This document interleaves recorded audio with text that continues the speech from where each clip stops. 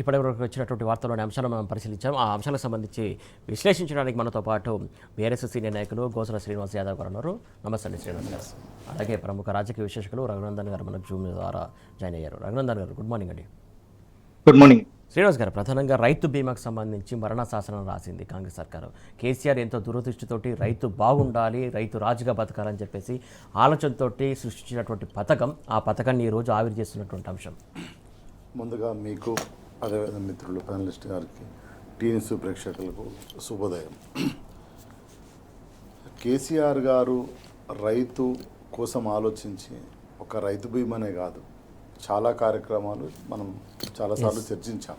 ఎందుకంటే ఈ దేశంలో, ఈ ప్రపంచంలోనే రైతుకు ఇన్వెస్ట్మెంట్ అంటే ఎంటర్ప్రైనర్కి ఇన్వెస్ట్మెంట్ దొరుకుతుంది, ఇంకా బిజినెస్ చేసుకునే వాళ్ళకి ఇన్వెస్ట్మెంట్ లోన్ దొరుకుతుంది. కానీ మొట్టమొదటిసారి ప్రపంచంలోనే తెలంగాణలో కేసీఆర్ గారు రైతు బంధు అంటే ఒక పెట్టుబడి లాగా ఇవ్వడం జరిగింది. అదేవిధంగా 24 గంటల కరెంటు. సో ఇదంతా మనం చాలాసార్లు చర్చించాం. అందులో భాగంగానే రైతు బీమా అంటే ఎంత అద్భుతమైన పథకం అంటే ఇది.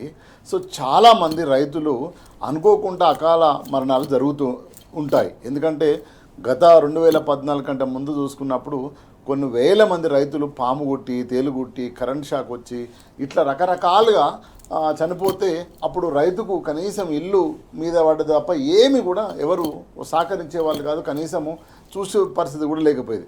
కానీ గొప్పగా కేసీఆర్ గారు మానవత కోణంతో ఆలోచించి, ఆయన రైతు బిడ్డ కాబట్టి, సో ఆయన రైతుగానే చూసిండు కాబట్టి, రైతుకు ఇంట్లో రైతు చనిపోతే ఆ ఇల్లు వాతావరణం ఎట్లుంటుంది, ఆ ఇల్లు యొక్క పిల్లల పరిస్థితి ఎట్లుంటుంది, ఆ కుటుంబం పరిస్థితి ఎట్లుంటుంది అని ఊర్లో ఆగమాగమై అడివడివి అయిపోతారు.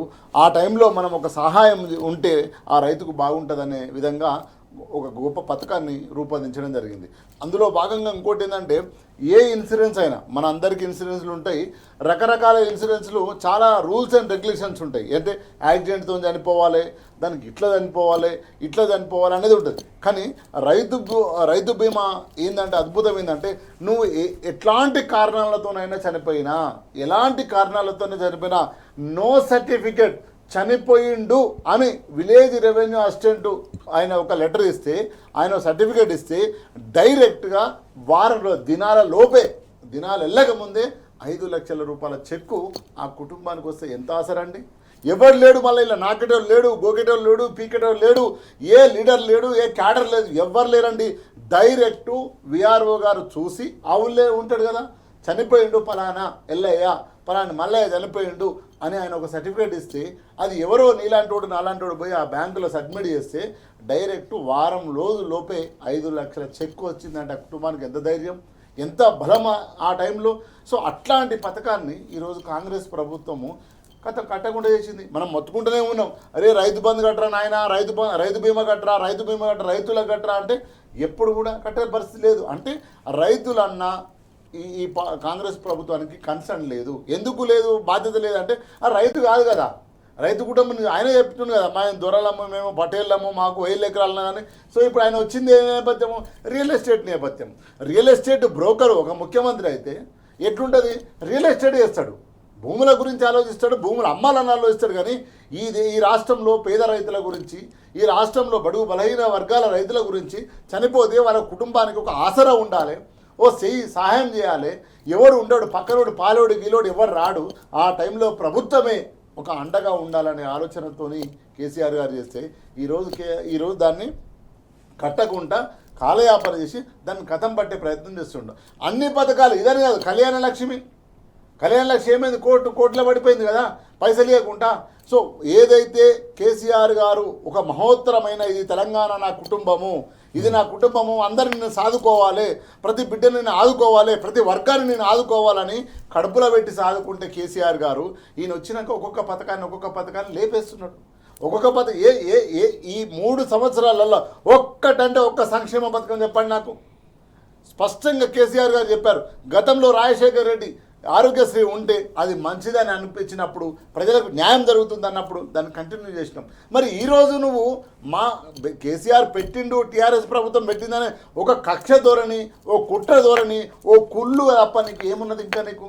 అంతే. ఆయన పెట్టిండు, నేను తీసేయాలి మొత్తం. ఆయన ఏది మార్చేస్తా, ఆయన ఆనవాళ్ళు మార్చేస్తా. ఏం ఆనవాళ్ళు తెలంగాణ ఈజ్ కేసీఆర్. తెలంగాణ అస్తిత్వం ఇది కేసీఆర్. తెలంగాణ ఒక ఏదైతే భౌగోళిక ప్రాంతం ఉందో దట్ ఈస్ ఎ కేసీఆర్. మార్చు, కలుపుతావా? కలిపితే అప్పుడు పోతుంది ఆ సంగతి. సో ఈరోజు బిల్డింగ్లు ఇవి కాదు, ఇది ఇది ఇది ప్రజల లక్ష్యం కోసం నిర్మాణం చేసిండు. అట్లాంటిది నువ్వు ఆనవాళ్ళు మార్చుడు కాదు, ఆలోచన విధానాన్ని కొనసాగించాలి. కేసీఆర్ ఏ ప్రజల కోసం, ఏ పేద రైతుల కోసం చేసిండో అది చేయాలి. ఈరోజు కరెంట్ ఎక్కడ వస్తుంది? కరెంట్ ఈరోజు ఎన్నిసార్లు హరీష్ రావు గారు, కేటీఆర్ గారు ఏ సబ్ స్టేషన్ పోయినా 4 గంటలు 3 గంటల కరెంట్ లేదా? మళ్ళీ ఈయన గురువు గారైన చంద్రబాబు నాయుడు ఏదైతే 98, 99, 2000లో మేము కరెంటు మీద పోరాటాలు చేసినాం, ఈరోజు అదే పోరాటాలు మళ్ళీ బషీర్బాగ్ లాగా కాల్పులు, అది అట్లాంటి పరిస్థితే మళ్ళీ తీసుకొస్తున్నాడు. నేనేమంటున్నా, నువ్వు కరెంటు ఇవ్వబోతివి, నువ్వు కనీసం రైతు బంధు, రైతు భరోసా ఇస్తా, 2 లక్షలు మాఫీ చేసుకోవాలి, 2 లక్షలు తీసుకొని మాఫీ చేస్తా, నువ్వు కరెంటు ఇవ్వబోతివి, నీళ్లు ఇవ్వబోతివి, కాళేశ్వరం మీద కాళేశ్వరం ఏడ్చిక్క నువ్వు ఏడవబోతివి, పండించిన పంటను కొనపోతివి. చివరికన్నా ఈ దద్దమ్మలు ఉన్నారు, 8 మంది ఎంపీలు ఆ పార్టీ, 8 మంది ఎంపీలు ఈ పార్టీ, యూరియా బస్తాలు ఇవ్వకపోతుంది. యూరియా ఇవ్వడానికి మీకేమండి? నేను రైతును, నేను కొనుక్కుంటా, అరే తీసుకొచ్చి ఆ షాపులలో పడేరా నాయన, నేనే కొనుక్కుంటా నా పైసలతో. నేను సబ్సిడీ అడుగుతామా, నేనేమో తెమ్మంటివా, నేనేమో ఇవ్వమంటివా? మేము కొనుక్కుంటాంరా నాయన, మా యూరియా మాకు ఇవ్వండి అంటే, యూరియా ఎక్కడ ఉందంటే యాప్లలో ఉందంటారు. యాప్ ఫోన్లు ఎవరు వాడాలి? ఎవరు వాడతారు? రైతులు కాదు. ఇంకొక మాట, జాతీయ జెండా ఆవిష్కరణ కేంద్రంగా ఆయన చేసినటువంటి ప్రసంగం చూస్తూ ఉంటే ముఖ్యమంత్రి హోదాలో అన్నీ ఇచ్చాం, 2 లక్షల ఉద్యోగాలు ఇచ్చినాం, 2 లక్షల రుణమాఫీ చేశాము, లేదంటే ఇంకోటి ఏదైతే ఇందిరం వీళ్ళు 7 లక్షలు కట్టిండ్రంట. ఎక్కడ కట్టిరు, ఏంది నాకు అర్థం కాదు అసలు. ఇంత పచ్చబద్దలు మాట్లాడడానికి ఉండాలి కదా. ఒకటి దేవుడు వరం ఇచ్చినట్టుది, అన్ని అబద్ధాలు ఆడితే అంత ఎక్కువ నువ్వు ఆనందంగా ఉంటావని ఇచ్చినట్టుది.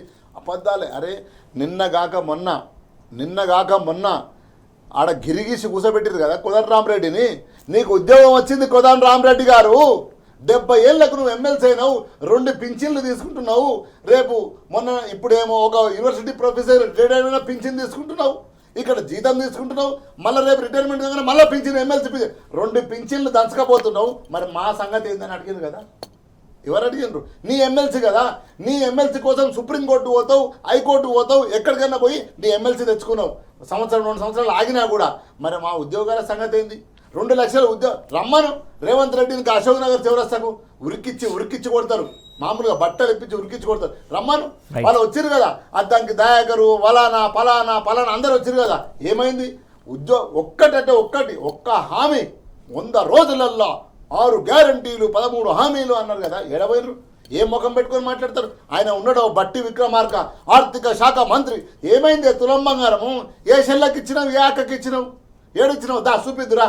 తులం బంగారం ఎట్టిస్తారని మీలాంటి సీనియర్ జర్నలిస్ట్ వస్తే మేము ఆర్థిక వేత్తలతో మాట్లాడినాం, చిదంబరంతో చింతించినాం, మన్మోహన్ సింగ్తో ముచ్చట పెట్టాం. మా దగ్గర ప్రణాళికాబద్ధంగా ఉంది, మేము సంపద సృష్టిస్తే తులం బంగారం. ఏ చెల్లకి కళ్యాణ లక్ష్మి వేయడానికి ముఖం లేదు మీకు. ఒక్కటంటే ఒకటి అబద్ధాలు. తెలంగాణ సమాజం ఇదంతా గమనిస్తుంది. తగిన సమయంలో కాంగ్రెస్ పార్టీని కర్రు కాల్చి వాత పెడుతుంది. రైట్. ఖచ్చితంగా ఖచ్చితంగా నట్టేట ముంచింది, రైతులను మోసం చేసింది, అన్ని సెక్టర్లను మోసం చేసింది. ప్రధానంగా పచ్చి అబద్ధాలు మాట్లాడుతుంది. పచ్చి అబద్ధాలు మాట్లాడమే కాంగ్రెస్ యొక్క నైజం అని చెప్పేసి శ్రీనివాస్ గారు చెప్తున్నటువంటి అంశం. నందన్ గారు, ప్రధానంగా రైతులకు సంబంధించిన బీమాకు సంబంధించి రెన్యువల్ చేయలేని సిచ్యువేషన్, ప్రధానంగా ఆ పేరు మార్చే కుట్రలో భాగంగా వేరే పేరు మార్చాలనే ప్రయత్నంలో భాగంగా రైతులను ఇంత మోసం చేయడం అవసరమా? రైతులకు ఇంత అన్యాయం చేయడం అవసరమా? గుడ్ మార్నింగ్ అండి టీ న్యూస్ ప్రేక్షకులకు అండ్ ప్యానలిస్టులు శ్రీనివాస్ యాదవ్ గారికి, మీకు టీ న్యూస్ ప్రేక్షకులందరికీ గుడ్ మార్నింగ్. రైతులనే కాదు తెలంగాణను మోసం చేయడమే ఏకైక ఎజెండాగా వీళ్ళ పరిపాలన సాగుతున్నది. రైతు బీమాకు ఫస్ట్ నుంచి కూడా వీళ్ళు వ్యతిరేకమే. ఎట్లా వ్యతిరేకము అంటే రైతు బీమాలో లబ్ధిదారులందరినీ కూడా రైతు ఆత్మహత్యలుగా చిత్రీకరించిన గొప్ప మేధావి రేవంత్ రెడ్డి. రైతు బీమా ఎంత మంచి పథకం, ఎంత దేశం మెచ్చిన పథకం. ఎంఎస్ స్వామినాథన్ గారు రైతుల కోసం ఎంత పాటుపడిన ఎంఎస్ స్వామినాథన్ గారు రైతు బీమా గాని రైతు బంధును గాని మెచ్చుకుంటూ చేసిన ప్రకటనలు ఉన్నాయి. మనకు ఐక్యరాజ్య సమితి ప్రశంసించిన రోజులున్నాయి. రైతుల కోసం మనం చేస్తున్న, మన రాష్ట్రంలో జరుగుతున్న ప్రోగ్రెస్ ని గుర్తించి రైతు బంధు విషయంలో, ఇన్వెస్ట్మెంట్ సపోర్ట్ విషయంలో జరుగుతున్న ప్రోగ్రెస్ ని గుర్తించి మనల్ని ప్రశంసించిన రోజులు ఉన్నాయి. ఆ రోజుల నుంచి ఇప్పుడు ఎక్కడికి తీసుకొచ్చేసారు అంటే యూరియా లేదు, రైతులకు నీళ్లు లేవు, కరెంట్ లేదు, ఆఖరికి వీటన్నింటికి కుదేలై రైతు చనిపోతే గనక రైతుకు ఇన్సూరెన్స్ కింద దొరికే భరోసా కూడా లేకుండా పోయింది. ఆఖరికి ఏం చేస్తున్నారండి? ఎల్ఐసికే కదా కట్టేది డబ్బులు. ఎల్ఐసి ప్రభుత్వ రంగ సంస్థ. ఎల్ఐసి డైరెక్ట్ గా రైతులకు కదా హెల్ప్ చేస్తున్నది. ఏ దరఖాస్తు దఫ్తరు ఏది లేకుండా డైరెక్ట్ గా రైతులకు ఏ కారణంతో చనిపోయినా కూడా ఒక 5 లక్షల రూపాయలు రైతు కుటుంబానికి పెద్ద సంపాదించేవాడు చనిపోతే కుటుంబానికి ఆసరగా ఉంటుందని కదా తీసుకొచ్చిన స్కీమ్. దాంట్లో ఏది వీళ్ళది? సరే ఇది ఇప్పుడు డ్రాప్ చేస్తున్నారు అనుకుంటే ఇంతకంటే మంచి స్కీమ్ తెచ్చి డ్రాప్ చేయాలి కదా. ఇంతకంటే మంచి స్కీమ్ 5 లక్షలు కాదు. కేసీఆర్ మీరు 5 లక్షలు ఇచ్చి దొరుకుతున్నారు, మేము 10 లక్షలు ఇస్తాం అలాగే ఎవరైనా వద్దన్నారా? తెలంగాణ ప్రజలకి ఇట్లా వద్దన్నారా? ఇంకెవరైనా వద్దన్నారా? 10 లక్షలు లేకపోతే రైతు బంధు రైతు పేరే కదా పెట్టింది. ఇందిరామ్మ పేరు పెడుతుంది, ఏం వేరే ఎవరి పేర్లు ఏం పెట్టుకోలేదు కదా. ఈ పేర్లు మార్చుడు ఫ్యాంటసీ ఏంది? నేమ్ చేంజ్ సర్కారు రంగులేసుడు పేర్లు మార్చుడు తప్పితే వీళ్ళు చేసింది ఏంది? గత 2.5 ఏళ్ల పాలనలో ప్రోగ్రెసివ్ గవర్నమెంట్స్ స్టెప్స్ ఏమి ఉండాలండి? రాష్ట్ర ఆదాయాన్ని పెంచుకోవాలి, ఇంకా ఎక్కువ లబ్ధి ప్రజలకు చేరేటట్టు చేసుకోవాలి. 5 లక్షలు ఇస్తున్నారు, 5 లక్షలు సరిపోవు, పెరిగిన ఇన్ఫ్లేషన్ రేట్ లో ఇంకెక్కువ ఇస్తామని చెప్పేసి ఇంకా కొంచెం ఎక్కువ ఇవ్వండి, మిమ్మల్ని అప్రిషియేట్ చేస్తారు కదా. ఏం ఇన్సూరెన్స్ పాలసీ ఏదా అది? మళ్ళా ఇది కట్టేది ఎవరికి? ప్రభుత్వ రంగ సంస్థ ఎల్ఐసికే కడుతున్నారు కదా. అది నేషన్ బిల్డింగ్ లో ఉపయోగపడుతుంది కదా. వీటిని ఎందుకు ఇప్పుడు మళ్ళీ ఒకవేళ ఇది క్యాన్సిల్ చేశారు, ఇంకోటి రేపు ఏదైనా కొత్తది తెస్తారు, ఎవరికి ఇస్తారు? మన హెచ్సి భూముల్లో ఎవరైతే ప్రైవేట్ బ్రోకర్లను అప్రోచ్ అయ్యారో వాళ్ళు అట్లాంటి వాళ్ళని బ్రోకర్లను తీసుకొచ్చి మళ్ళా ఏదైనా ప్రైవేట్ ఇన్సూరెన్స్ కంపెనీస్ కి వెళ్ళి గిట్లా ఏమన్నా చేస్తారా? అట్లా చేసినప్పుడు 1.25 లక్ష కండిషన్స్ వస్తాయి. ఎల్ఐసి బ్రాడ్ మైండెడ్ గా ప్రభుత్వ policy, government to government public sector ఒప్పందం కాబట్టి ఏ కారణంతో రైతు ఒక గుంటటి జాగుంటే చాలు. రైతు వేరే ఏం ఉండాల్సిన అవసరం లేదు, రైతు అయి ఉండాలి, ఒక గుంటటి జాగు ఉండాలి, ఇదే అర్హత. దీనికి ఏ విధమైన డెత్ జరిగినా ఇస్తామనుకున్నారు. మరి వీళ్ళ పరిపాలననే అయితే రంగులేసుడు లేకపోతే పేర్లు మార్చుడు తప్పితే ఇంకా వేరేదేమి లేదు. ఇప్పుడు ఇట్లా లగచర్లలో ఏం చూస్తున్నాము, ఇండస్ట్రియల్ పార్కుల్లో ఏం చూస్తున్నాము, వీళ్ళు కొత్తగా ప్రపోజ్ చేసిన ఇండస్ట్రియల్ పార్కుల్లో ఏం చూస్తున్నాము, రాష్ట్రం మొత్తం ఏం చూస్తున్నాము? భూమి గురించి, భూమి స్కామ్ గురించి, కొల్లగొట్టడం గురించి, రైతులను మోసగించడం గురించి తప్పితే ప్రతిరోజు అదే దాని మీదనే వీళ్ళ పరిపాలన సాగుతున్నది. వీళ్ళ అధికార కాదు. రఘునందన్ గారు ఒక మాట, రైతు బంధు ఆపలేదని చెప్తున్నారు. అలాగే దాంతో పాటుగా 2 లక్షల రుణమాఫీ కూడా చేసినామని చెప్పేసి చెప్తున్నటువంటి సందర్భం ఏదైతే జాతీయ జెండాను ఆవిష్కరించినటువంటి సందర్భంలో, జాతిని ఉద్దేశించి ప్రసంగించినటువంటి సందర్భంలో, అలాగే కరెంటు విషయంలో ముఖ్యంగా కరెంటు కూడా 24 గంటలు ఇస్తున్నారంట. ఆయనే కదా 24 గంటలు కరెంట్ ఎందుకని చెప్పినటువంటి సందర్భం ఆయనదే. గంట సరిపోతుంది, అరగంట సరిపోతుందని చెప్పినటువంటి సందర్భం ఆయననే. మరి ఇప్పుడు 24 గంటలు ఇస్తున్నానని చెప్పేసి ఎట్లా అబద్ధాలు ఆడతారు చెప్పండి? రేవంత్ రెడ్డి గారికి అద్భుతమైన అవకాశం ఇచ్చారు. ప్రతిపక్షంలో అద్భుతంగా పోట్లాడుతున్న కేటీఆర్ గారు, హరీష్ రావు గారు.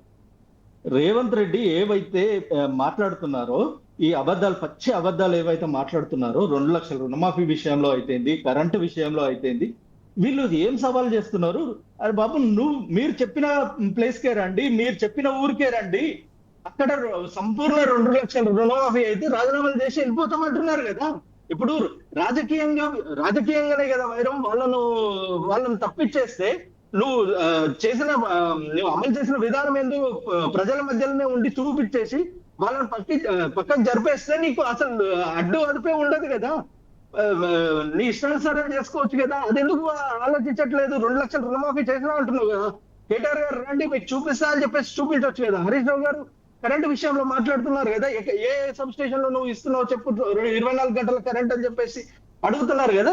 నువ్వు చూపించేసి ఇదిగో మీరు మాట్లాడుతున్నది తప్పని చూపించవచ్చు కదా. లేదండి, 12 గంటలు 10 గంటలు 12 గంటలకు మించి రావట్లేదు కరెంటు. అది కూడా మళ్ళీ ఏం ప్రాబ్లం అవుతుందంటే ఎక్కువ క్వాలిటీ అనేది విషయంలో కరెంట్ థర్డ్ ఫేజ్ 2 ఫేజ్ కావచ్చు, ఆ ఫేజ్ ల విషయంలో కూడా ప్రాబ్లం అవుతుంది. ఎంత పవర్ క్వాలిటీ విషయంలో ఎంత ప్రాబ్లం వస్తే అంత సఫర్ అవుతారు రైతులు. అది వీళ్ళు రైతులు కాదు కాబట్టి, వీళ్ళ బాధలు పడలేదు కాబట్టి వీళ్ళకి అర్థం కాని విషయాలకు వీళ్ళు ఏం చేస్తారు, పైన ఏదో మాట్లాడేసుకొని ఇచ్చేసిన స్టేట్మెంట్ అబద్ధాలు వల్లించడం అనేది ఒక పరిపాటి అయిపోయింది. ఎందుకంటే ఒక సెక్షన్ ఆఫ్ మీడియా వాటిని కవర్ చేయడానికి వ్యక్తిత్వానికి ఇచ్చే ప్రయారిటీ అసలు వాస్తవాలకు గ్రౌండ్ లెవెల్ గా ఏం జరుగుతున్నది, రైతులు ఏం ఇబ్బంది పడుతున్నారు, ప్రజలు ఏమి ఇబ్బంది పడుతున్నారు అని చెప్పడానికి వాళ్ళకి ప్రయారిటీ కాదు కదా. ఈ వ్యక్తిత్వానికి ఎట్లయితే ఏ అబద్ధాలు మాట్లాడితే ఎంతలో ప్రజెంట్ చేయడం అనే దాని మీద ఎక్కువ ఫోకస్ ఉన్నది కదా వీళ్ళకి.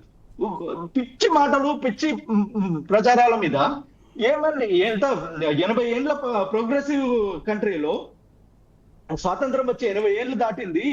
అడ్వాన్స్డ్ గా టెక్నాలజీస్ లో అడ్వాన్స్డ్ గా చాలా అడ్వాన్స్డ్ గా ఉన్నాం. ఈ టైంలో ఒక రాష్ట్ర సీఎం, ఒక హోం మంత్రి, ఒక విద్యాశాఖ మంత్రి ఏమన్నా మతి భ్రమించి మాట్లాడుతున్నాడా అనే విధంగా క్షుద్ర పూజలు అంటాడు, చేతబడులు అంటాడు, పిచ్చిగా మాట్లాడుతున్నాడు. దేనికి ఎంత ధైర్యం వీళ్ళకి ఇష్టం వచ్చినట్టు అబద్ధాలు మాట్లాడడానికి, ఇష్టం వచ్చినట్టు ఏది పడితే అది మాట్లాడడానికి వాళ్ళ ధైర్యం ఏంటి అంటే, ప్రజలకు ఏం లేదు, ప్రజలను మనం ఏం చెప్తే అది వింటారు, మనం ఎట్లా పడితే అట్లా నమ్మించడం అనుకుంటున్నారు కదా.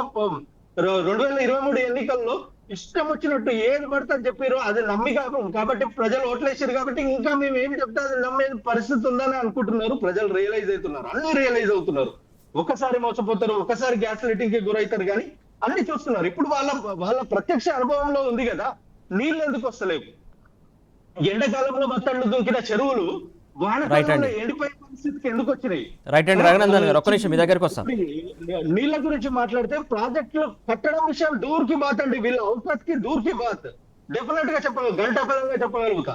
కనీసం చెక్ డ్యాములు, కొత్త చెక్ డ్యాములు కట్టిన పాపాన పోలేరు కదా. ఉన్న చెక్ డ్యాములు ఇసుక కోసం పేల్చేసే వీళ్ళు రైతుల గురించి పట్టించుకుంటారనేది ఇది లేదు. కనీసం on going scheme, Rythu Bandhu, రైతు బీమా లాంటి ఆన్ గోయింగ్ స్కీమ్ మీరు ఏం చేయకుండా పర్వాలేదు రైతులకు, అదే మీరు దాన్ని ముట్టుకోకుంటే అదే మీరు చేసే మేలు ఉంటది. అది కూడా దాంట్లో ఏళ్ళు పెట్టి రైతుల్ని మొత్తం డిస్టర్బ్ చేసేదాకా మొన్న ఒక రైతు మెదక్లో ఒక రైతు ఒక్క యూరియా బస్తా కోసం, ఒక్క బస్తా కోసం ఆడ కాళ్ళు పట్టుకునే పరిస్థితి వస్తే, నీకు 900 అడిగినా ఇస్తా సార్, నాకు ఒక్క బస్తా ఇప్పిరు అని చెప్పేసి. ఏంది రాష్ట్రంలో రైతుల పరిస్థితి? రైట్ అండి రఘునందన్ ఒక్క నిమిషం ప్లీజ్. శ్రీనివాస్ గారు, ప్రధానంగా మనం చూస్తున్నాం ఏదైతే మల్టీ లూటీ పార్క్ అని, దీనికి సంబంధించి ప్రధానంగా హుకుంపేటగా మారిన హకీంపేట, ప్రధానంగా ఏదైతే సంబంధించి భూమి ఎక్కడ కనబడితే అక్కడ కబ్జా కావచ్చు, లేకుంటే దాహం తీరట్లేదు, ఎక్కడ పడితే అక్కడ పాగా వేస్తున్నటువంటి సందర్భం, రైతులని చూడట్లేదు, ఎవరైనా చూడట్లేదు, లాక్కునే ప్రయత్నం జరుగుతున్నటువంటి సిచ్యువేషన్ చూస్తున్నాం. వాళ్ళు చేస్తున్న ప్రయత్నం మరి అది దేనికోసం చేస్తున్నారు, ఎట్లా చేస్తున్నారు, అవి వేటి కేటాయిస్తారని అర్థం కాని పరిస్థితి. మొత్తానికైతే కబ్జాల పర్వం కొనసాగుతున్నటువంటి సిచ్యువేషన్ మనం చూస్తూ ఉన్నాం. ఏం జరుగుతుందో అనుకోవాలి తెలంగాణ రాష్ట్రంలో. ఇప్పుడు ముంగటి నాగలు ఎట్లా పోతే వెనక నాగలు ఎట్లే వస్తుందని అది సామెత. ఇప్పుడు రేవంత్ రెడ్డి అనే వ్యక్తి ఏంటంటే భూమి బ్రోకర్ అంటాం కదా మనం ఊళ్ళల్లో, అరే బోకర్ గడ అంటాం కదా. ఏం బోకర్ గడ అంటే ఆ పలానా బోకర్ గడ. ఇప్పుడు ఏంటంటే రేవంత్ రెడ్డి అనే వ్యక్తి ఒక ముఖ్యమంత్రి స్థాయిలో ఉండి అనకూడదు కానీ భూమి బ్రోకరిజం చేస్తున్నాడు. ఆయన వచ్చినది ఏంది వృత్తి? భూమి బ్రోకరిజం చేయడమే, బ్రోకర్ చేసి అమ్మడమే. సో వచ్చింది కాబట్టి ఈరోజు రాష్ట్ర ముఖ్యమంత్రి కూడా అట్లనే బ్రోకరేజ్ చేసుకుంటూనే ముఖ్యమంత్రి అయ్యాడు. ఇప్పుడు కాబట్టి వచ్చిన వెంటనే ఈ రాష్ట్రంలో ఎక్కడెక్కడ భూములు ఉన్నాయి, ఎక్కడెక్కడ అమ్మాలి అనే ఆలోచనతోనే ఆయన ప్రయాణం సాగుతుంది. కేసీఆర్ గారు తెలంగాణ సాధించిన తర్వాత ఎక్కడెక్కడ నిజాం రాజు సంపద ఉంది, నిజాం రాజు గవర్నమెంట్ కోసం భూములు కేటాయించిన భూములను వేరేటోళ్ళ కబ్జాదారుల కోణం కాకుండా కాపాడి వాటిని ఈ తెలంగాణ రాష్ట్ర అభివృద్ధి కోసం ఖర్చు పెట్టడం జరిగింది, ఉంచడం జరిగింది. కానీ ఈరోజు రేవంత్ రెడ్డి వచ్చిన తర్వాత ఏమవుతుంది అంటే స్పష్టంగా ఎక్కడ భూమి అంటే అక్కడ మనోడు గద్దలాగా వాలిపోడే, దాన్ని ఎట్లా అమ్మాలి అది ఒక్కటి కాదు. ఆయన వచ్చిన మొట్టమొదటి ఆయన పాపము ఆ లగాచర్ల ఆ కొడంగల్లో ప్రజలు ఓట్లేసి వీడు ముఖ్యమంత్రి అయితే, వీడు ఎమ్మెల్యే అయితే, ముఖ్యమంత్రి అయితే అంటుండు, ఎమ్మెల్యే అయితే రేపు మా ప్రాంతం అభివృద్ధి అవుతుంది, మాకు 4 పైసలు వస్తాయి, ఇంత నీళ్ళు వస్తుంది, ఇంత కరెంట్ వస్తుంది, మంచిగా బతుకుతామని అనుకున్నారు. కానీ రాగానే ఏం చేసిండు, ఏదైతే ఆయనను ఓట్లేసి గెలిపించిన మా లంబాడు తల్లుల లగాచర్ల మీదన పోయి దాడి చేసిండు, భూమి గుంజుకున్నాడు. వాళ్ళకు బేడీ లేచి, వాళ్ళకు ఇక్కడ స్పష్టంగా మనకు కనిపిస్తుంది, వాళ్ళకి బేడీ లేచి ఆయన ఏది మన సంగారెడ్డి జైలుకు తీసుకుపోయిండు స్పష్టంగా మనకు కనిపిస్తుంది. అంటే అక్కడి నుంచి మొదలుకోలే, అక్కడి నుంచి ఆయన వస్తూ ఎక్కడ భూమి కనపడితే అక్కడ సెంట్రల్ సిటీ భూములు, రామాంపేట భూములు, వెలుగుమట్ల భూములు, ఎక్కడ నువ్వు ఏడ కనపడితే హిల్ట్ పాలసీలో 1,00,000 ఎకరాలు అమ్మాలి. ఒక్క కాడంటే ఒక్క కాడ మీరు భూమి జోలికి పోకుండా ఆయన ఒక 4 రోజులు వండుకున్నట్టు చూపెట్టండి. ఈ 30 నెలల్లో దాదాపు 27 నెలలు 28 నెలల దగ్గరకు వస్తుంది. ఈ 28 నెలల్లో ఎప్పుడు ఏదో ఒక నెల భూమి అమ్మాలనే ఆలోచనతోనే తప్ప ఆయన వేరేది ఏం లేదు. ఇక్కడ ఉన్న ప్రాంతం ప్రజల కోసము, ఇక్కడ ప్రజల సంక్షేమం కోసం ఎన్నడూ ఆలోచించలేదు. అందుగురించి సెంట్రల్ యూనివర్సిటీ ఏది లంగ్ స్పేస్ హైదరాబాద్కు ఉన్న సెంట్రల్ యూనివర్సిటీలనే పొక్కబెట్టి అమ్మాలని చూసిండు, ఆడనే అమ్మాలని చూసిండు. అక్కడ ఈ ప్రాంతం కానీ ప్రజలు, ఈ ప్రాంతం కానీ పిల్లలు, ఎక్కడో భారతదేశ ఇతర రాష్ట్రాల నుంచి వచ్చి చదువుకున్న పిల్లలు, అరే మేము ఉంటాం, ఇవాళ ఉంటాం, రేపు పోతాం, కానీ రేపు వచ్చే మా నెక్స్ట్ జనరేషన్కు ఈ భూములు ఉండాలి, యూనివర్సిటీ ఉండాలని కొట్లాడింది కదా. ఏ రాజకీయ పార్టీ పోయి వాళ్ళ వెనకాల నిలబడలే, కానీ వాళ్లకు వాళ్ళే గీత గీసి కూత పోయి కొట్లాడితే ఢిల్లీలో ఉన్న రాహుల్ గాంధీ మోకరిల్లి ఏం ముఖ్యమంత్రి, ఏం రేవంత్ రెడ్డి గారు ఏం చేస్తుంటారని అడిగితే తప్ప లేదు. అట్లనే మనం కిందికి పోదాం, లగాచర్ల వెలుగుమట్ల రాత్రే కదా పోలీసు వాళ్ళు ఏడ్చారు కదా, కూల్చమని వెళ్ళిన పోలీసు వాళ్ళు కంటదాడి పెట్టారు కదా. అయ్యో పాపం ఇంట్లో నుంచి కూలగొడుతున్నాం, ఇల్లు కట్టుకున్నాను కూలగొడుతున్నాం అని చెప్పారు కదా. అంటే నేను ఎందుకు చెప్తున్నా అంటే మొత్తం కూడా నీకు భూమి చుట్టే రేవంత్ రెడ్డి తిరుగుతాడు. భూమిని అమ్మాలనే ఉద్దేశమే రేవంత్ రెడ్డిది. అదేవిధంగా మనం కొంచెం పైకి వచ్చినామనుకో, హైదరాబాద్కు మూసీ పరివాహక ప్రాంతం సుందరీకరణ, గతంలో కేసీఆర్ గారు స్పష్టమైన తెలంగాణ వచ్చిన వెంటనే ఒక మహోత్తరమైన పొలిటికల్ స్టేట్మెంట్ ఇచ్చిండు. ఎట్లిచ్చిండు? ఇప్పటి వరకు 28,000 కట్టడాలు ఉన్నాయి ఈ హైదరాబాద్లో, వాటికి జోలికి పోము. కానీ ఎవడన్నా ఇక్కడ నుంచి 1 ఇంచు భూమి శ్రీనివాస్ గారు బిగ్ మేడం అండతో వంట మనిషి చేతి వాటం అనేది ఒకటి చూస్తూ ఉన్నాం. ఎవరు ఆ మేడం వెనకాల ఎవరు ఉన్నారు, షాడోలు ఎవరు, ఏంది అసలు ఏం జరుగుతుంది అనుకోవాలి. ఇప్పుడు మనకు తెలుస్తుంది కదా రేవంత్ రెడ్డి భూములు ఎవరెవరు బినాములు ఉన్నారు.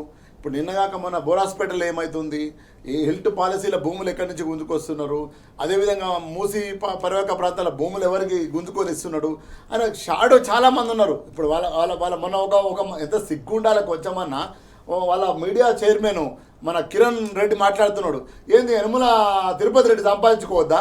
ఎవరు సంపాదించుకోవద్దామన్నారు నాయన, పేదల భూములు గుంజుకోవద్దని చెప్తున్నారు. యనమల తిరుపతి రెడ్డి, యనమల కొండల రెడ్డి సంపాదించుకోనని చెప్పట్లేదు. నిజాయితీగా నీతిగా వ్యాపారం చేసుకుంటే ఈ దేశంలో, ఈ రాష్ట్రంలో, ఈ తెలంగాణ ప్రాంతంలో ఎవడు అబ్జెక్షన్ చేయడు. కానీ మీరు రాత్రికే షాడోగా ఉండి 100,000 ఎకరాలను కబ్జా చేసుకొని ఈరోజు మీరు అమ్ముకుంటేనే తెలంగాణ సమాజం ఊరుకోదు. ఎందుకంటే ప్రతిపక్ష పార్టీలో ఉన్న బీఆర్ఎస్ పార్టీ కలబడుతుంది, కొట్లాడుతుంది. ఎక్కడ తెలంగాణ సమాజానికి అన్యాయమైనా ఒకవైపు కేసీఆర్ గారి నాయకత్వంలో కేటీఆర్ గారు, హరీష్ రావు గారు యుద్ధం చేస్తున్నారు. మా పాత్ర మేము పోషిస్తున్నాం. అట్లనే నువ్వేమో ఈ 20 ఏళ్ళు 30 ఏళ్ళు ఉండేటువంటి కాదు, జీవితాంతం మా అంటే ఇక పట్టుమంటే 2 ఏళ్ళు నీకు కూడా లేదు. కానీ రేవంత్ రెడ్డి ఉన్నంత కాలంలో ఎంత అయితే అంత దోసుకోవాలి, ఎంత భూమి అయితే అంత దోసుకోవాలి. ఎందుకంటే ఆయన నేపథ్యమైంది, ఆయన పుట్టుక అయింది. ఆయన పుట్టుక భూమి బ్రోకర్ ఏం చేస్తాడన్న, భూమినే అమ్ముతాడు, భూమినే సంపాదించుకుంటాడు. కానీ ఇవన్నీ కూడా అందుగురించే వర్కింగ్ ప్రెసిడెంట్ మా కేటీఆర్ గారు ఒక మాట చెప్పిండు, హిల్ట్ పాలసీలో అక్రమంగా ఎవరైతే భూములు తీసుకుంటుండ్రో వాళ్ళ మొత్తం హిల్ట్ పాలసీ మొత్తం క్యాన్సిల్ చేస్తామని చెప్పిండు. అదేవిధంగా మా అధినాయకుడు కేసీఆర్ గారు ఈ హైడ్రాయన్ను పైడ్రాయన్ను పెట్టిర్రు, వచ్చిన వెంటనే దాన్ని తీసి నేను బంగాళాఖాతంలో ఇస్తానని చెప్పిండు స్పష్టంగా. ఇది తెలంగాణ కన్సెంట్, తెలంగాణ కమిట్మెంటు, తెలంగాణ పేదోడి వైపు ఉండి కొట్లాడిన పార్టీ బీఆర్ఎస్ పార్టీ, కొట్లాడుతున్న పార్టీ రేపు బీఆర్ఎస్ పార్టీ. కాబట్టి ఈరోజు రేవంత్ రెడ్డికి ఒకటే, భూమి బ్రోకర్కు భూమి అమ్ముతాడు తప్ప ఏ పని అనేది చేత కాదు. ఈ రియల్ ఎస్టేట్ దందాలనే పుట్టిండు, రియల్ ఎస్టేట్ దందాల కోసమే ఈ రాష్ట్రానికి ముఖ్యమంత్రి అయినది ఈ తెలంగాణ సమాజం అర్థం చేసుకోవాల సమయం ఇప్పుడు ఆసన్నమైంది. రైట్. ఏదైతే తెలంగాణ రాష్ట్ర కాంగ్రెస్ ప్రభుత్వానికి ప్రధానంగా భూమిపైన ఉన్నటువంటి దాస ప్రజాపాలన పైన లేదని చెప్పేసి, ప్రధానంగా ముఖ్యంగా ప్రజలకు క్షేమం కోసం పాలన కొనసాగట్లేదు. ఏదైతే ముఖ్యమంత్రి లేకుంటే మంత్రులు వాళ్ళ యొక్క అనుయాయులకే ప్రయోజనం చేకూర్చే రీతిలో నిర్ణయాలు ఉంటున్నాయి, వాళ్ళకి కట్టబెట్టడానికి నిర్ణయాలు ఉంటాయి. ఆ కట్టబెట్టుకోవడానికి, దోచుకోవడానికి, దాచుకోవడానికి కాంగ్రెస్లో అధికారంలోకి వచ్చిందని తప్ప వేరే రకంగా కాదని చెప్పేసి గోసుల శ్రీనివాస్ గారు చెప్తున్నటువంటి అంశం. రఘునందన్ గారు, ప్రధానంగా ఏదైతే ఇక్కడ భూములకు సంబంధించి, ఏదైతే లూటికి సంబంధించి మనం చూస్తున్నాం, లగచర్ల భూమిలో ఏదైతే ఇచ్చే అమౌంట్ సంబంధించి కావచ్చు, చాలా చాలా చేతివాటం జరిగిందని మనం చూస్తూ ఉన్నాం. దాంతోపాటుగా ముఖ్యంగా ఒక రైతు, ఆ రైతు పేరుతో సహా చెప్తా నేను, దొడ్డి బాలరాజుకు సంబంధించినటువంటి భూమి పరిహారం అడిగితే ఆ భూమి అమ్మేశామని చెప్పేసి చెప్తున్నట్టు ఆయననే చెప్తున్నటువంటి అంశం. ఆయన మామూలు విషయం కాదు, ఆవేదనతో చెప్తున్నటువంటి అంశం. సర్వే నెంబర్ కావచ్చు, ఆయనను బెదిరించారు, ఇట్లా ఇంత అమౌంట్కి మీరు ఒప్పుకోవాలని చెప్పేసి బెదిరించారు, అధికారులు కూడా ఇన్వాల్వ్ అయ్యారని చెప్పేసి అంటున్నారు అని చెప్పేసి ఆయనే చెప్పినటువంటి అంశం మనం వార్త చూస్తున్నాం. అధికారులు ఇందులో ఇన్వాల్వ్మెంట్ అయ్యి సెటిల్మెంట్ చేయాల్సిన అంటే అవసరం ఏముందండి? అదే అర్థం కాని పరిస్థితి. ఏంటంటే మీకు చిన్న కాంటెక్స్ట్ చెప్తాను. ఈ లగచర్ల భూములు ఇష్యూ అసలు ఎట్లా స్టార్ట్ అయింది, లగచర్ల దాకా పోవాల్సిన అవసరం ఏమొచ్చింది? వీళ్ళు తెలంగాణ రాష్ట్రంలో వీళ్ళు అధికారం చేపట్టే నాటికి మన దగ్గర ఫార్మాసిటీ ఎస్టాబ్లిష్మెంట్ కోసం చాలా పెద్ద ఇండస్ట్రియల్ కారిడార్ ఎస్టాబ్లిష్ చేసేసి ల్యాండ్ అక్వైర్ చేశారు. దానికోసం చేయాల్సిన అన్ని పనులంతా గ్రౌండ్ అంతా ప్రిపేర్ చేసి పెట్టి కంపెనీస్ తో ఎంఓయూస్ కూడా అయ్యి ఇన్వెస్ట్మెంట్స్ రెడీగా ఉన్నాయి. ఆ టైంలో వీళ్ళ అధికారం వచ్చిన తర్వాత ఫార్మాసిటీలో సిటీకి పక్కనే ఉండే భూముల్లో ఎంప్లాయ్మెంట్, అంత మంచి ఎంప్లాయ్మెంట్ జనరేట్ చేసి రాష్ట్ర ఆర్థిక ముఖ చిత్రానికి ఒక బూస్టర్ గా పనిచేయాల్సిన సెగ్మెంట్ ని వీళ్ళ భూదాహం కోసం దాన్ని క్యాన్సిల్ చేశారు. దాన్ని క్యాన్సిల్ చేసేసి ఫార్మా క్లస్టర్స్ అని చెప్పేసి ఓ పాలసీ తీసుకొచ్చారు. అప్పుడు తీసుకొచ్చినప్పుడు బలవంతంగా ఈ ఊర్ల మీద పడితే తిరగబడ్డ రైతుల మీద చేసిన దాడులకు, ఆ రాత్రి పోయి కొట్టిన దాడులకు అది ఎక్కడి వరకు పోయింది దేశం మొత్తం చూసింది.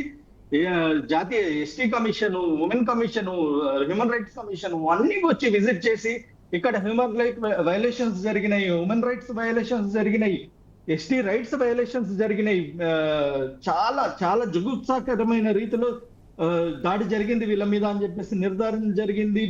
ఎంక్వైరీ జరుగుతూనే ఉన్నది. ఇంత జరిగిన తర్వాత మళ్ళా దాన్ని మల్టీపర్పస్ ఇండస్ట్రియల్ గా మార్చేసి మళ్ళా ఇదే రైతుల మీద అదే, ఇప్పుడు కనీసం ఊర్లలో ఉంటే కదండి వీళ్ళు చేసిన దాడికి ప్రజలు భయపడి పారిపోయి దాక్కోవాల్సిన పరిస్థితి కల్పించారు. ఆ తర్వాత నయాన్న భయాన్న ఒప్పించి ఇచ్చేసినారు.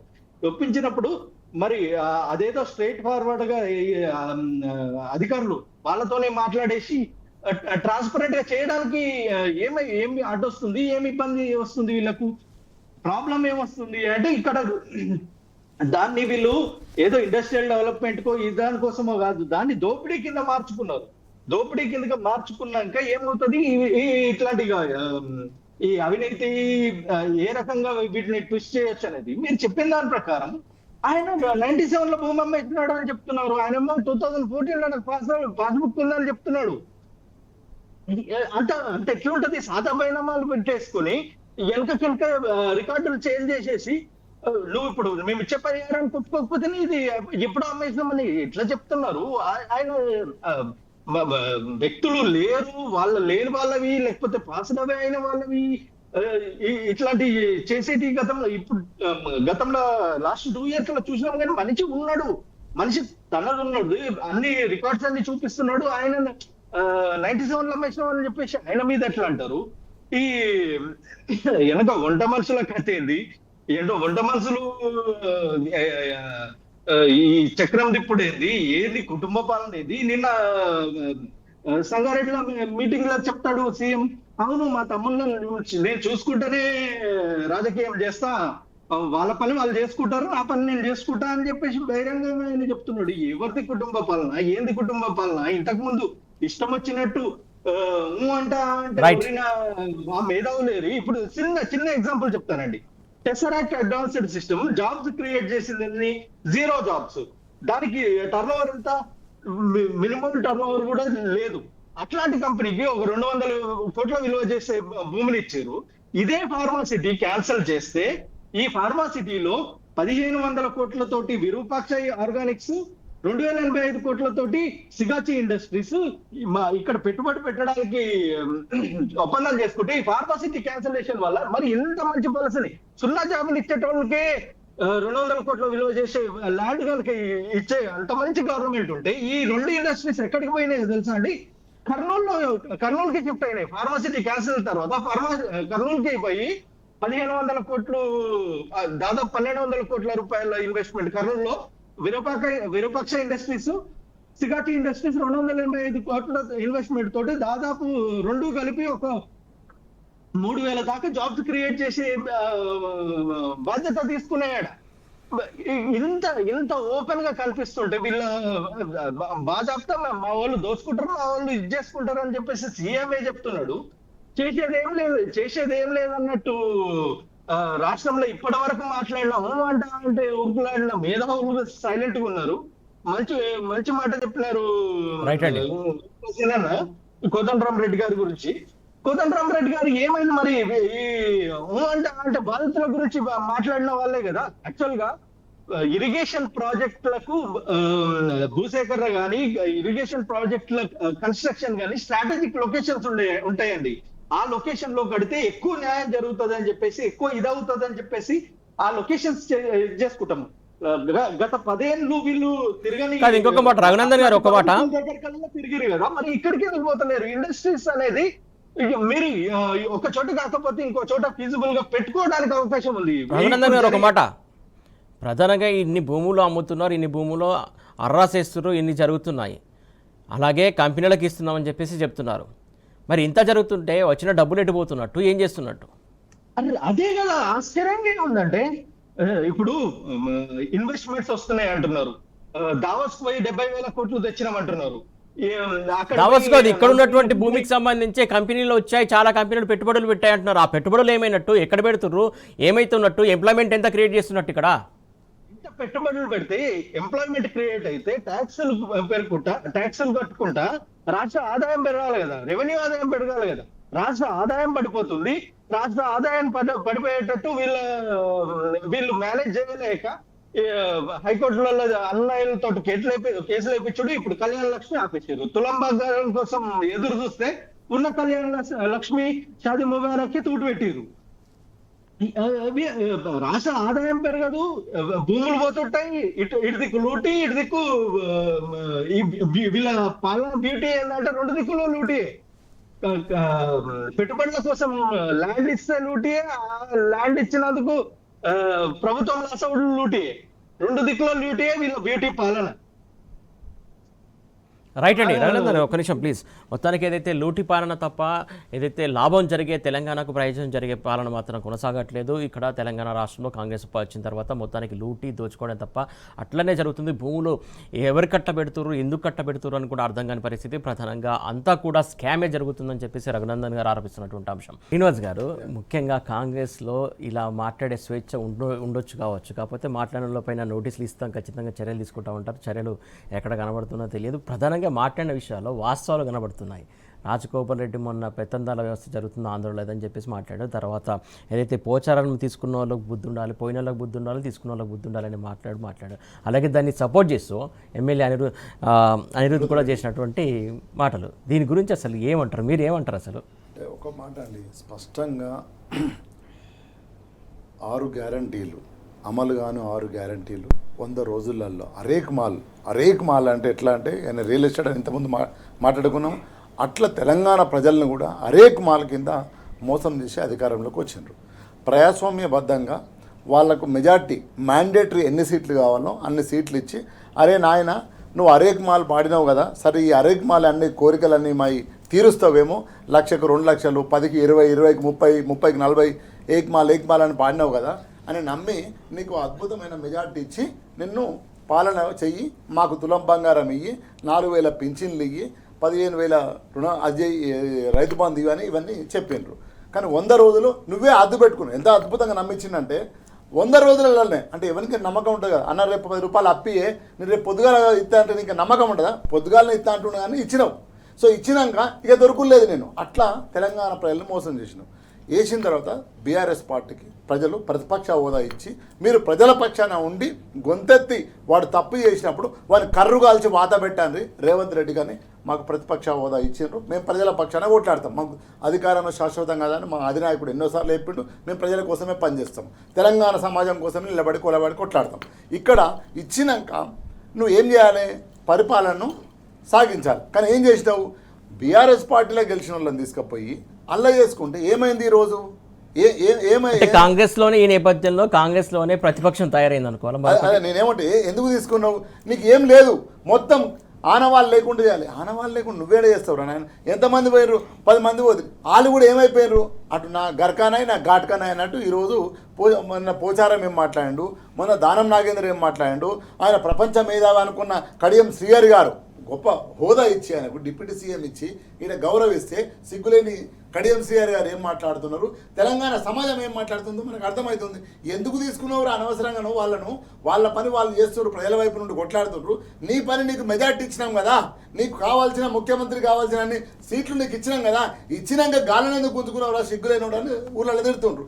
అది ఈరోజు కాంగ్రెస్ పార్టీలనే బయటకు వస్తుంది. అందుగురించి రాజగోపాల్ రెడ్డి ఏమన్నాడు, ఎవరైతే ఆయన గురువు గారు అంటున్నాం కదా, ఆ గురువు గారు పెత్తనమే జరుగుతుంది ఇక్కడ, ఆ గురువు కావాల్సిన తాబేదారుల పెత్తనం జరుగుతుందని స్పష్టంగా జరుగుతుంది. నీ ఎమ్మెల్యేలే మాట్లాడుతున్నారు కదా, అదంతా ఎందుకండి?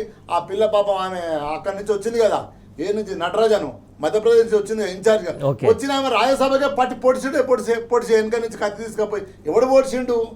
రేవంత్ రెడ్డి పొడిచిండు. అంటే నేనేమంటున్నా, వాళ్లకు ప్రజల మీద పాలన మీద కన్సర్న్ ఉండదు. ప్రజలకు మంచి కార్యక్రమాలు చేయాలి, మంచి గొప్ప పథకాలు ఇవ్వాలి, ఆర్థికంగా అభివృద్ధి చేయాలనే ఆలోచన ఉండదు. ఆ రాజకీయంగా వాళ్ళు చంపుకోవడం, వాళ్ళు కొట్లాడుకోవడం, వాళ్ళ వాటాలు పంచుకోవడం. ఇంకొకటి చెప్తూ సురేష్ గారు, క్యాబినెట్ మీటింగ్ జరుగుతుంది కదా, మీరు ఇప్పటిదాకా 20 క్యాబినెట్ మీటింగ్లు జరిగి ఉంటాయి. ఒక్క క్యాబినెట్ మీటింగ్లన్నా ఈ తెలంగాణ సమాజం అభివృద్ధి చేయాలి, తెలంగాణ ప్రజలకు 4 మంచి పనులు చేయాలని కాదు.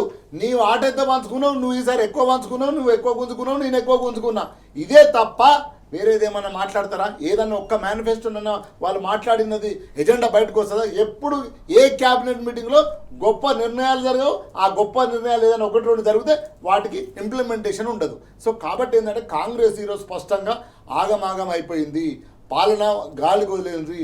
ఓన్లీ రేవంత్ రెడ్డి బ్రోకర్గా బయలుదేరి తెలంగాణ భూమిని అరేక్ మాల్గా అమ్మడం మొదలుపెట్టిండు. అందులో భాగంగానే ఇప్పుడు రాజగోపాల్ రెడ్డి నాకేం దొరుకుతలేదని ఆయన మొదలుపెట్టిండు. అది నిజమే అని అనిరుద్ధుడు 1.5 year ముందే ప్రపంచ బ్యాంకు లెటర్ రాసిండు కదా అప్పు కావాలని.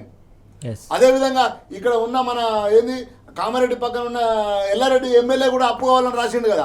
నీ పార్టీలో నీకే ఒక సంకేతం లేదు. ఎందుకు లేదంటే నీకు ప్రజల మీద కన్సర్న్ లేదు, ప్రజలంటే ప్రేమ లేదు, ప్రజా పరిపాలన చేయాలనే ఆలోచన లేదు. లేనప్పుడు ఏమైందంటే మీరు పంచుకునే పనిలో ఉన్నారు. పంచుకునే పనిలో ఉన్నప్పుడు ఈ పాలనలో పంచాలు ఇట్లే ఉంటాయి అన్నట్టు. ఈరోజు ఒకరిని ఒకరు గొలుచుకోవాలి, ఒకరు పంచుకోవాలి. ఈ కొట్లాటంతా దేనికోసము? పంచుకోవడం కోసం. ఎందుకంటే నీ కొండ సురేఖ మాట్లాడలేదా, వాడెవడు పొంగులేటి శ్రీనివాసరెడ్డి నా జిల్లాల మంత్రి, నేను ఇన్ఛార్జి మంత్రిని, నా జిల్లా మంత్రి టెండర్ ఎట్లా వాడతాడని. అంతే కదా, గన్ను పెట్టి ఎవరు పెట్టి తుపాకీ పాయింట్ బ్లాక్ పెట్టి ఎవరు బెదిరించారు? కొండ సురేఖ బిడ్డను కదా బెదిరించింది. అంటే నీకు అర్థమవుతలేదా? ఈరోజు మీరు పంచుకోవడం కోసమే ఈ పాకులాట తప్ప తెలంగాణను పరిపాలించాలని, తెలంగాణకు 4 మంచి పనులు చేయాలని, తెలంగాణకు కాస్త అభివృద్ధి చేయాలని అనేది కానీ ఏ క్యాబినెట్లో మీటింగ్ జరగదు. మంత్రులు ఓట్లాడబట్టే పంపకాల దగ్గర, ఎమ్మెల్యేలు ఓట్లాడబట్టే, ఊళ్ళలో సర్పంచ్లు ఓట్లాడబట్టే కాంగ్రెస్ నాయకులు అంటేనే కరప్షన్. పంచు ఎట్లా దాచుకోవాలి, ఎట్లా దోసుకోవాలి. అందుగురించే ముంగటి నాగర్ ఎట్లా పోతే ఆయన వెనక నాగలు అట్లా వస్తాయి. రేవంత్ రెడ్డి భూమి బ్రోకరు, ఆయన వెనకాల కూడా ఆ మంత్రివర్గం కూడా అట్టే ఉంది, ఎమ్మెల్యేలు కూడా అట్టే ఉన్నారు. ఓకే అండి, ఒక నిమిషం. రఘునందన్ గారు, ప్రధానంగా చూసుకున్నట్లయితే ఏదైతే నాడు వైఎస్ రాజశేఖర రెడ్డి ముఖ్యమంత్రి ఉన్నప్పుడు ఏదైతే ప్రతిపక్ష వ్యక్తిగా మాట్లాడేటువంటి పీజీఆర్ను గుర్తు చేసుకుంటాం. ప్రధానంగా ఆయన కూడా వ్యతిరేకించాడు, ఏదైతే పాలన విషయంలో కావచ్చు, ఏదైతే వివక్ష చూపడం కావచ్చు. ఇప్పుడు కూడా అలాంటి పరిస్థితే కనబడుతుంది అనుకోవాలా కాంగ్రెస్ పార్టీలో? ఒక చిన్న కరెక్షన్ అండి. మనము ఇది ప్రజలకు చాలా మందికి ఒక అపోహ ఉన్నది. ఇప్పుడు రాష్ట్రంలో నడుస్తున్నది కాంగ్రెస్ పార్టీ పరిపాలన అనుకుంటున్నారు. కాదు, ఇది బీజేపీ కనుసన్నల్లో చంద్రబాబు కోసం నడిచే లీజుకి ఇచ్చినటువంటి లీజుకి అంటారా, ఇంకెట్లా అంటారా, వాళ్ళ కనుసన్నల్లో నడిచే పాలన. ఇది కాంగ్రెస్ పాలన మాత్రం ఖచ్చితంగా కాదు. ఎందుకు అంటే ఏ రాజీవ్ గాంధీ గారు అయితే ఫిరాయింపుల నిరోధక చట్టం తీసుకొచ్చినాడో దానికి తూట్లు పడిచేటట్టు వీళ్ళ పరిపాలన ఉంటుంది. పోయినోళ్ళు తీసుకున్న బాధప్తా తీసుకున్నా, నేను బాధప్తా నా దగ్గరికి వచ్చారు, నేను తీసుకున్నా, రాజ్యాంగానికి కట్టుబడి తీసుకున్నా, నేను 2/3 నిబంధనలకు కట్టుబడి తీసుకున్నా అని వీళ్ళు చెప్పలేరు. వాళ్ళు మేము పోయినామని చెప్పుకోలేని పరిస్థితిలో ఉన్నారు. దొంగది కాదు దొడ్లకి రాదన్నట్టు వాళ్ళ పరిస్థితి ఉన్నది. ఇప్పుడు ఇవన్నీ ఈ ఫిరాయింపుల విషయంలో ఇట్లా ఉంటే కనీసం వాళ్ళని వాళ్ళు గౌరవించుకోలేని పరిస్థితుల్లో ఉన్నారండి. ఇంటర్నల్ మీటింగ్స్ లో వాళ్ళే బూతులు తిట్టుకునే దాకా ఉన్నది. మొన్న చూసినాం కదా ప్రెస్ రిపోర్ట్స్ లో, వాళ్ళే బూతులు తిట్టుకుని వాళ్ళ అధిష్టానాన్ని వాళ్ళే బూతులు తిట్టుకున్నా కూడా ఏం చేయలేని పరిస్థితి ఉంది. ఎందుకంటే సరే, ఇదంతా ఓవరాల్ గా ఈ పరిస్థితికి కారణం ఏంటంటారు? ఈ పరిస్థితికి కారణం ఏంటంటే ఒక ప్రోగ్రెసివ్ ఫోర్స్ ని ఆపాలి అంటే అంతకంటే మంచి ప్రోగ్రెసివ్ పరిపాలన ఇచ్చే వ్యక్తులు కావాలి.